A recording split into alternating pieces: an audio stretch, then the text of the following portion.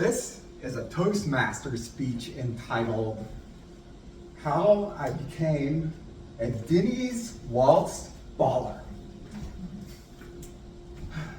So, I have a question for all y'all open mic night fans and friends of Dylan, or maybe just first timers here. Are you the type of person who likes to take risks? No. Nice. Well, in December, I took a risk and attended my very own first Viennese Waltz Christmas Ball, just up the road from here, despite having plantar fasciitis, a foot condition that causes pain in my heel. But my podiatrist gave me the green light to go. So as a result, I am now officially a Viennese Waltz Baller. Yeah. So outside of the dances in Vienna, Austria, this is the premier black tie Viennese Waltz Ball in the United States. It was intimidating, but not without a few obstacles as well. First, have you ever tried to tie a bow tie? It's kind of like trying to tie your tongue. It flaps all over the place. Another drawback of bow ties is that they are less effective than regular neckties at preventing shirt stains from foods, such as lasagna or pudding.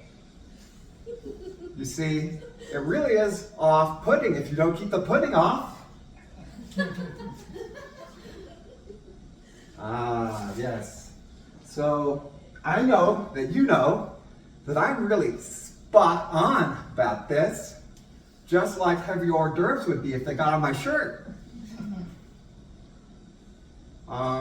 Going over to the dancing component of the ball, I only just started waltz dancing, but I have done swing dancing for years. I have discovered that with both swing and waltz, having bad rhythm is bad. Very bad. For example, when I first started swing dancing, I would ask women to dance, but they would excuse themselves to go drink more water. I'm talking about gallons. Enough gallons of water that they could fill a reservoir to cool a nuclear reactor. Yeah. But I overcame my bad rhythm. Here's how. When many of you, I shouldn't assume everyone, but many of you were watching Netflix during COVID, I was doing a virtual swing dance rhythm class by myself in my studio apartment on Zoom. I didn't have a partner to practice with, but at least I learned how to count from 1 to 8. 1, 2, 3, 4, 5, 6, 7, 8. I also learned how to properly pronounce the number 7 when counting. It's 7! 7! I practice a lot. Come to think of it, maybe I should have just taken a basic math class instead. But it was really worth it. I overcame my rhythm, and it was a big boost to my ego.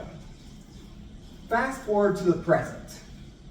Doing Viennese waltz while having plantar fasciitis at the Christmas ball is a whole nother ball game. A football. Not only do you need good waltz rhythm, you need to be able to do 180-degree turns. But I could never exceed 90 degrees. So while other people were dancing clear across the ballroom, I was stuck dancing in a box.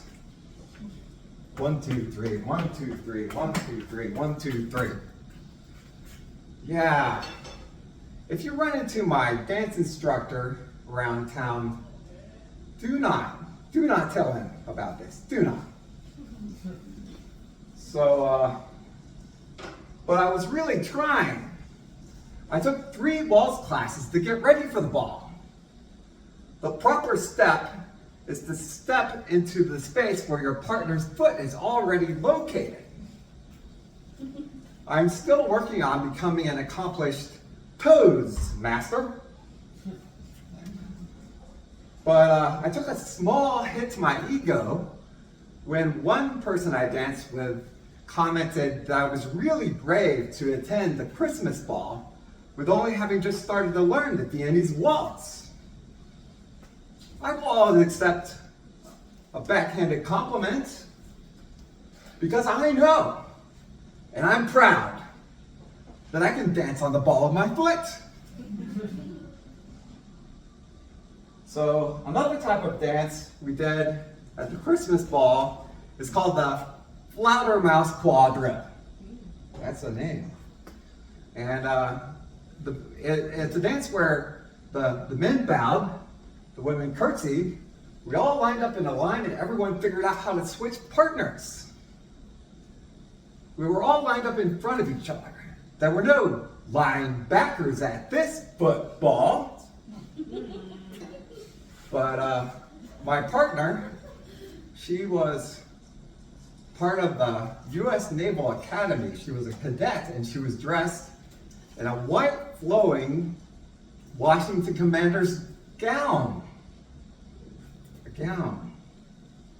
And so anyways, when she passed over the line of scrimmage to rejoin me on my side of the field, I intercepted her and rotated her around to the final position, or the end zone. But it was really tricky because the dance had a really precise conclusion, or in other words, a tight end. So there you have it. I can honestly say that I'm really glad that I took the risk of increasing my foot pain and deflating my ego by attending the Christmas ball. I highly recommend that all of you consider doing the same thing and becoming a waltz baller like me. But just in case you have a fear of rejection that would hold you back on this, might I suggest that you take out a dance rejection insurance policy to mitigate the risk of a damaged ego.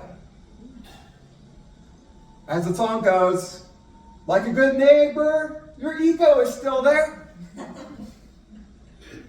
Then you can rest easy knowing you will be compensated for your emotional football injuries. Thank you.